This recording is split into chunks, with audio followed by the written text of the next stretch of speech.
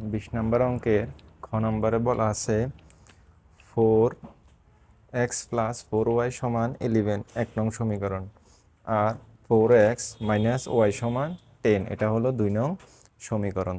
আমরা ধরে নিছি প্রথমটা 1 নং সমীকরণ, পরেরটা 2 নং সমীকরণ। এখন 1 নং সমীকরণ হতে পাই 1 নং সমীকরণটা দেওয়া আছে x + 4y = 11। তাহলে এখানে আমরা যদি প্রশ্নটা লিখি তাহলে x + 4y = 11। এখন আমরা যেহেতু 4y কে আমরা বাম দিকে রেখে দিই আর xটা ডান দিকে আছে, বাম দিকে আছে যোগ অবস্থায়, ডান দিকে গেলে হবে বিয়োগ অবস্থায়। এখন যেহেতু আমরা y এর মান বের করব, তাহলে y কে আমরা বাম দিকে রেখে দিব, 4টা y এর সাথে গুণ অবস্থায় আছে আর সেটা ডান দিকে গেলে হবে ভাগ অবস্থায়। এখন আমরা সেম আমাদের ক নাম্বার যেরকমভাবে সমাধান করছি এখানেও x এর বিভিন্ন মানের জন্য y এর মান ব্যবহার করে নিচে চকটি তৈরি করি। যেমন আমাদের এখানে মূল প্রশ্নটা আমরা যদি রাফ করি, এটা লেখার দরকার নাই, এটা আমরা রাফ করতেছি। দেওয়া আছে y = 4 আর 11 - x। তাহলে x এর বিভিন্ন মান ধরে আমরা y এর মানটা বসাবো। তাহলে x এর মান যদি আমরা 11 ধরি, যে কোনো কিছু ধরা যাবে, x এর মান যদি আমরা 11 ধরি, প্রশ্নের 11 - x সমান আমরা 11 ধরছি আর নিচে 4, তাহলে 11 থেকে 11 গেলে আর থাকে 0, নিচে 4। তাহলে 4 দিয়ে 0, 4 শুধু 4 না, যে কোনো সংখ্যা দিয়ে 0কে ভাগ করলেই উত্তর আসবে 0। তাহলে এখানে আমরা পেলাম 0। এরপর আমরা x সমান যদি 19 ধরি, x এর মান যদি আমরা 19 ধরি, তাহলে 11 থেকে 19 বাদ দিলে আর থাকে -8। তাহলে 4 দিয়ে যদি আমরা 8কে ভাগ করি তাহলে উত্তর আসে -2। এখানে আমাদের -2। এরপরে x সমান যদি আমরা -1 ধরি, x এর জায়গায় আমরা যদি -1 ধরি, তাহলে হয় 11 আর মাইনাসে মাইনাসে +1, তাহলে উত্তর আসে 4/12। তাহলে 4 দিয়ে যদি 12কে ভাগ করি তাহলে উত্তর আসে 3।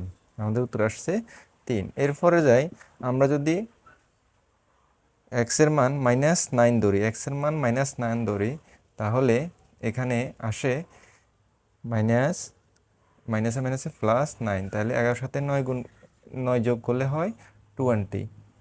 এখন যদি 4 দিয়ে 20কে আমরা ভাগ করি তাহলে উত্তর আসে 5। এরপরে x এর মান যদি আমরা +7 ধরি, x এর মান যদি আমরা +7 ধরি, তাহলে এখানে প্লাসে মাইনাসে হয় মাইনাস, প্লাসে মাইনাসে হয় -7। তাহলে 11 থেকে 7 বাদ দিলে আর থাকে 4, 4 দিয়ে 4 ভাগ করলে উত্তর আসে 1। উত্তর আসছে 1। এরপরে আমরা 2 নং সমীকরণ হতে পাই। 2 নং সমীকরণটা বলা আছে 4x - y = 10। 4x - y = 10। তাহলে 4x - 10, 10টা ডান দিকে যোগ অবস্থায় আছে আর বাম দিকে আসলে হবে বিয়োগ অবস্থায়। ওয়াইটা বাম দিকে বিয়োগ অবস্থায় ছিল, ডান দিকে আসলে হবে যোগ অবস্থায়। এখন y সমান আমরা দিক পরিবর্তন করছি, অর্থাৎ ওয়াইকে আমরা ডান দিকে নিয়ে আসছি আর x + 10কে আমরা বাম দিকে নিয়ে গেছি। এখন আমরা সেম আমাদের 1 নং ছক 1-এর মতো ছক 2ও তৈরি করব। x এর বিভিন্ন মানের জন্য y এর মান ব্যবহার করে ছকটি তৈরি করি। তাহলে এখানে আমাদের যদি আমরা দেখি, আমাদের y এর মানটা দেওয়া আছে y সমান 4x - 10। এখন x এর বিভিন্ন মান ধরে আমরা y এর মানটা বের করব।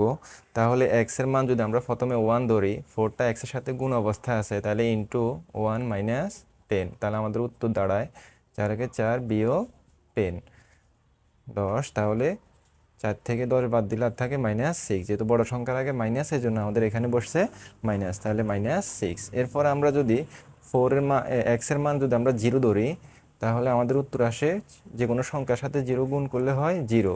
তাহলে এখানে আমাদের 0 থেকে -10 বাদ দিলে থাকে -10, আমাদের উত্তর হলো -10। এরপর আমরা যদি x এর মান 3 ধরি, তাহলে এখানে আমাদের আসে 12 থেকে -10 বাদ দিলে আর থাকে 2।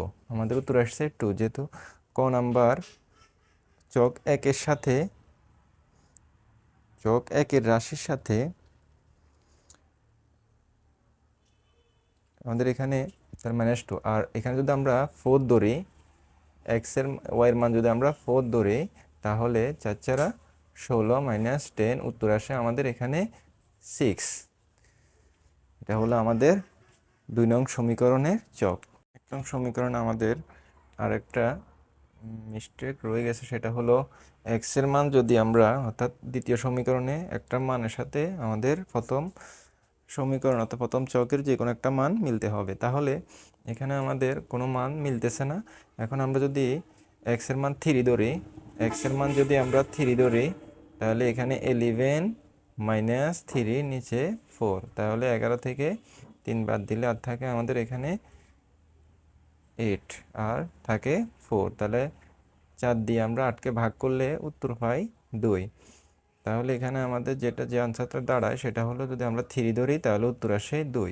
ধরলে আমাদের 1 নং সমীকরণ, 1 নং চক আর 2 নং চকের এই রাশিটা মিলে গেল। এখন আমরা লেখচিত্রের মাধ্যমে সেটি সমাধান করে দেখাবো যে ওই দুইটা সংযোগের স্থলে কিভাবে আমরা মিলাই।